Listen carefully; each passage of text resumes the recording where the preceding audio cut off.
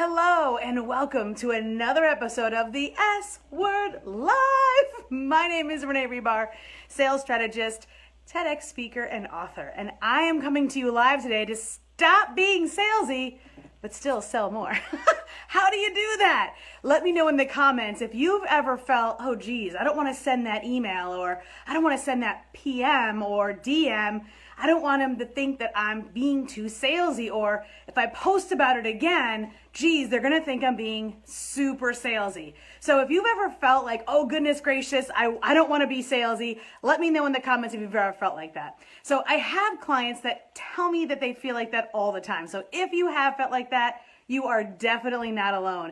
And having been in the sales world for the last 25 years, I can tell you that I work with a lot of experts, and even women that have 10, 20, 30 years of experience in their field and have amazing offers to share with the world still feel a little tentative that they might not be enough. So let's dive into this topic because it's definitely a thick one.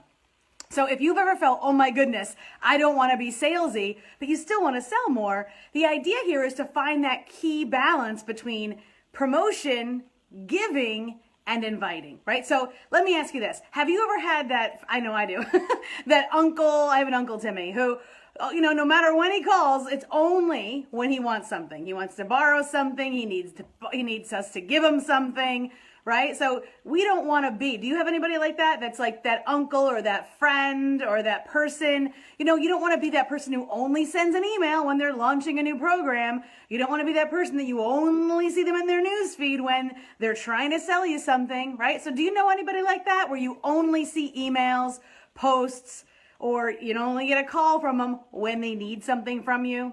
Let me know in the comments if you ever have felt that you know someone like that. Because we definitely don't want to be that person. Whenever I see my Uncle Timmy's number go through, I'm like, either somebody died or he wants to borrow the truck, right? I mean, that's basically, it's like eye roll, ugh.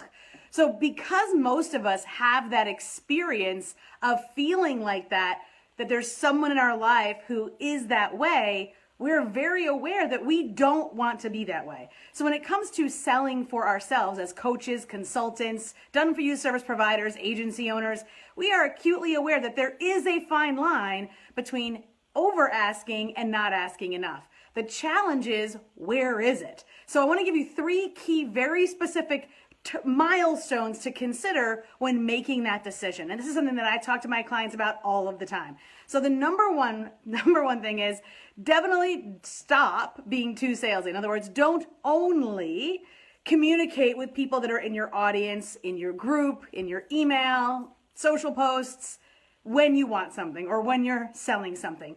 So I have, for example, this one particular client, she's like, well, I'm not selling anything right now. I'm like, okay. You still need to connect with your audience and communicate with them and continue to ask them questions, to put in the effort, right? We've all been in relationships where it felt one-sided. Well, this is the same way. You and your audience, you are in a relationship. You're welcome. Congratulations. Maybe you change your relationship status on your social media. Hello, Irina. Hello, Aaron. Nice to see you. Say hello as you join. Thank you all for joining live. Whether you're listening live or on the replay, say hello for sure. And help me along with answering these questions, because it oftentimes feels like we're alone, like we're the only one that feels this way, or we're the only one this is happening to. And clearly, I can tell you that's not the case. So that's the number one thing, is definitely don't only show up when you want something. Number 2, give value. Well, this is something I'm saying, but also have 300,000 other people today said the same thing. Give value. What does that mean exactly? Well, like I said before, I work with a lot of experts. I mean, they forget on a daily basis more than most people will ever know about the topic that they're an expert in.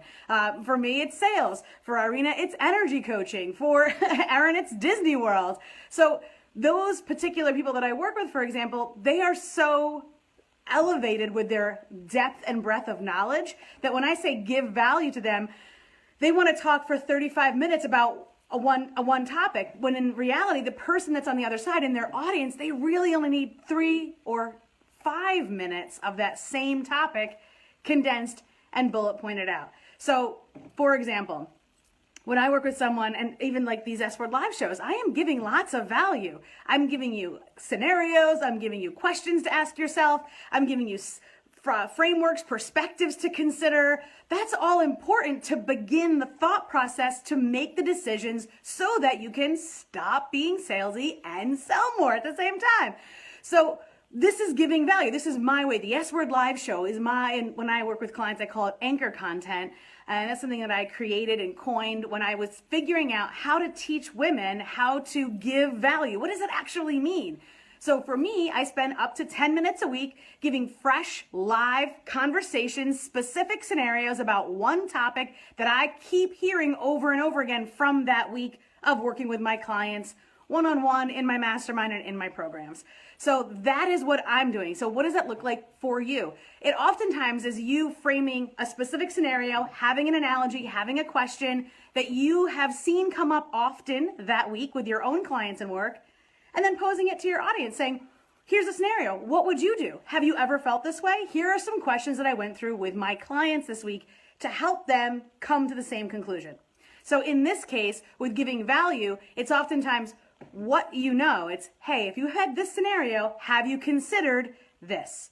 So in your case, what is that this? Maybe you have a freebie. Maybe you have a blog post. Maybe you have people that ask you questions in your audience. That is where I would start to give value. Say, here's the question. Here's what I think of it.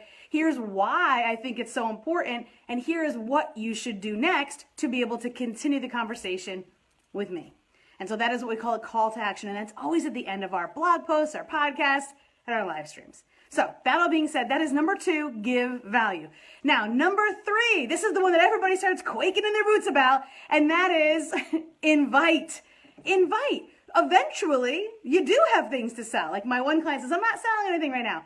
Hey, I get it. You still are nurturing, you're giving value, but when you are ready to invite, sending out that email, posting that post on social media channels, PMing certain people and personally inviting them to conversations about an offer you might have, that is only appropriate when you've built the value in, right? When you've built that relationship, when you show up. So if you're showing up consistently, giving value, having conversations, connecting with your people, this is why I love having a Facebook group. This is why I love having an email list. This is why I love having an audience on social media, because I can continue to give value to you so that when I do have an invitation to a retreat that I'm running or a mastermind or a new offer, at least you're willing to listen, because I don't only show up just to offer you things, right? It's not always a hook and a bait and a switch and a, hey, buy this thing. There is a ton of value. I get this. If you're getting this too, if you're getting this, I get this all the time. Hey, Renee, I learned so much from you from just your free content. Thank you so much. I'm already making progress. I can't wait to see what your paid programs look like. I'm looking forward to being that person in the future. So like that's the kind of advice that I can give you, that if you're doing it right, there's a little litmus test. If you're doing it right and only inviting after you've given value, you will get conversations like that coming your way.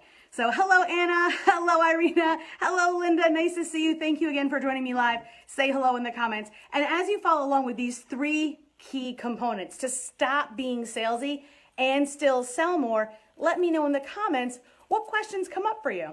If of course, comments are comments, and this will live a long time. You can always reach out. Guess what? Get on my email list. Even if you don't want that freebie, get on my email list. I email them all the time. Follow the bot that I have. I'm going to continue to communicate with you about giving value and the offers that come up. Wouldn't you want to be the first to know? And that's what you should be sharing with your audience too. Hey, listen, I promise I will show up and give value. All you have to do is continue the conversation with me, and when you're ready, we can figure out how we can help each other's businesses. And remember that every person you're connecting with in your audience isn't always going to be a paying client. Some of them are fantastic collaborators and connectors for other projects that you hadn't even thought of yet. So be open to all the possibilities and continue the conversation. I'm so excited to see you here. Have a great week, and I'll see you guys next week. Bye.